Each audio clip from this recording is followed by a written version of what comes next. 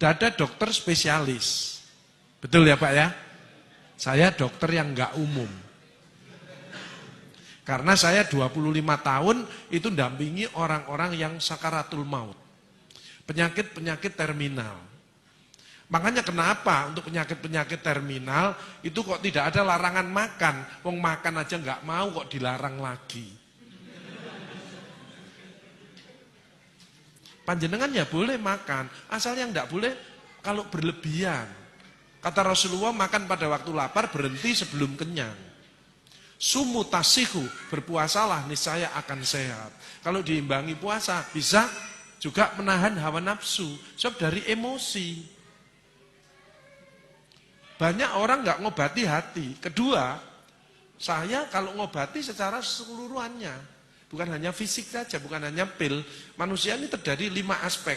Badan, psikologis, sosial, kultural, spiritual. Jadi kalau ngobati harus semuanya. Satu badan, treat the patient. Jadi manusia, bukan hanya pil-pil, tapi emosinya. Makanya orang yang ngeyelan itu gak iso, itu cepat mati. Karena kortisolnya meningkat. Jadi justru penyakit hati ini diobati. Makanya obatnya Rasulullah adalah istighfar. Dalam hadis qudsi, astaghfirullahaladzim innahu kana ghafarra, ya hayyu ya qayyum bi rahmatika astaghis. Itu enggak pernah disampaikan, hanya dikasih pil, itu fisik. Padahal kausanya di hati. Nanti kita bahas satu persatu.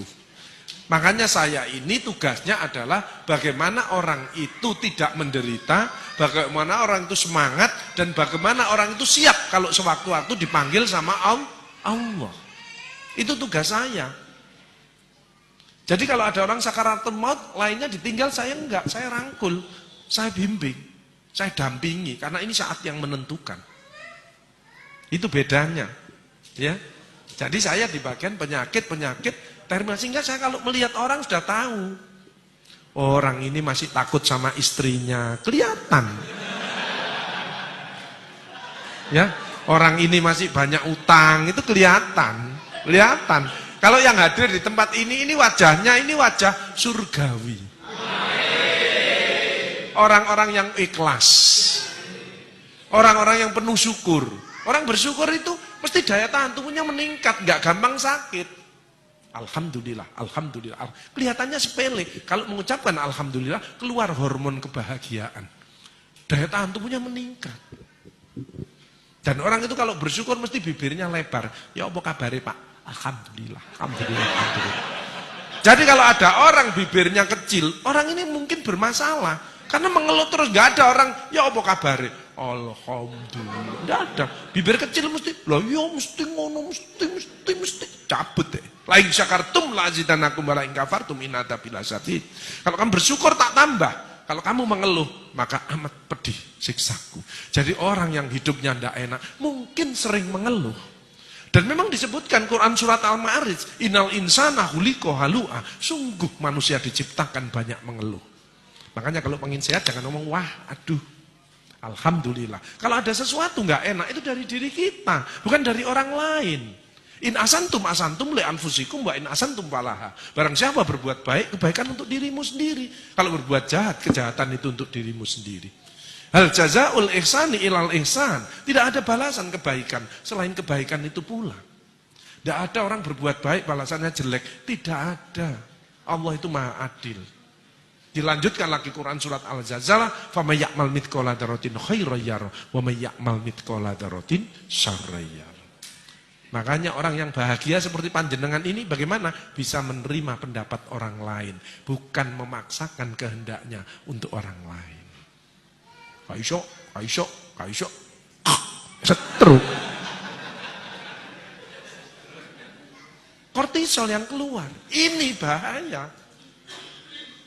Makanya hati kita harus dibersihkan dulu dari penyakit hati. AIDS, angkuh, iri, dengki, sombong.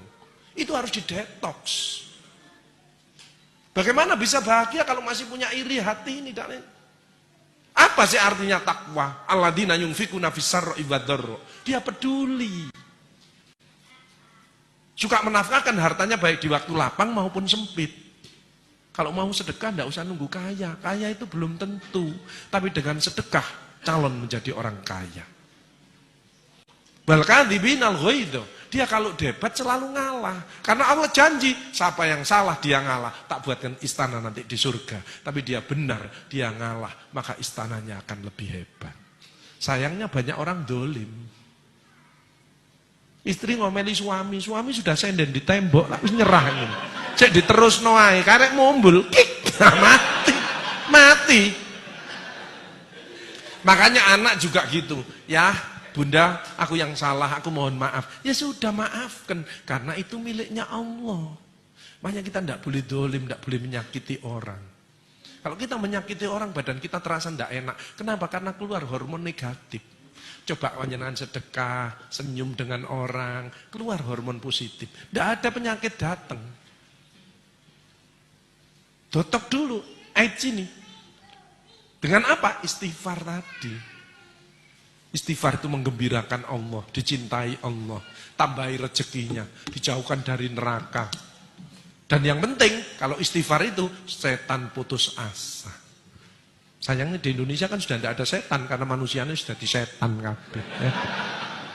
Bagaimana bahagia? Panjenengan sehat, insya Allah ya sehat.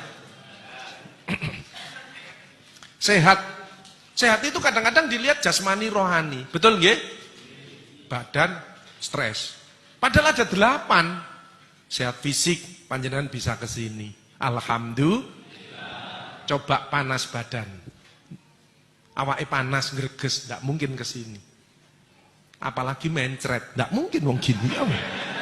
Ana pengajian nang masjid, rumah sakit Karimah Utama gak iso aku, gak iso. Mencret kok. Kan ringan mencret, wong klepnya ndak bisa nutup.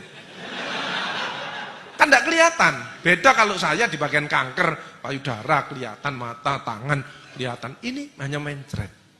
Alhamdulillah. Sebutkan supaya keluar hormon kebahagiaan. Kadang-kadang orang ndak punya duit itu kenapa sih? Dia pelit, hitung-hitungan sama Allah. Dan Allah tidak hitung-hitungan dengan kita. Wa in ta'udzu nikmatallahi la tuhsuha. Barang siapa akan menghitung nikmatku tidak akan mampu. Kok bisa Pak Agus? Pasien saya rata-rata pakai oksigen. Wong terminal. Pakai oksigen. Satu oksigen ini bayar 1,5 juta. Kalau isinya habis, isinya tok 300.000. Jadi satu tabung 1.800.000. Ini habis setengah hari. Jadi satu hari 2 tabung, 3.600.000 hanya untuk oksigen. Belum infus, belum obat, belum dokternya dan lain sebagainya.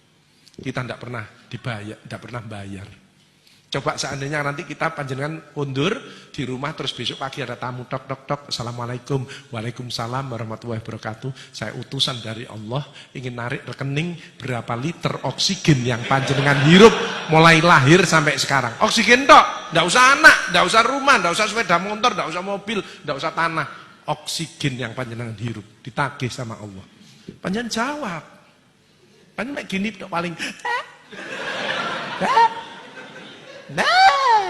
blek mati ya. Gitu kok kadang-kadang jahat sama istrinya, gitu kok kadang-kadang tidak mau baik dengan putra-putrinya, gitu kok kadang-kadang tidak nyapa sama tetangganya. Yuk kita rubah.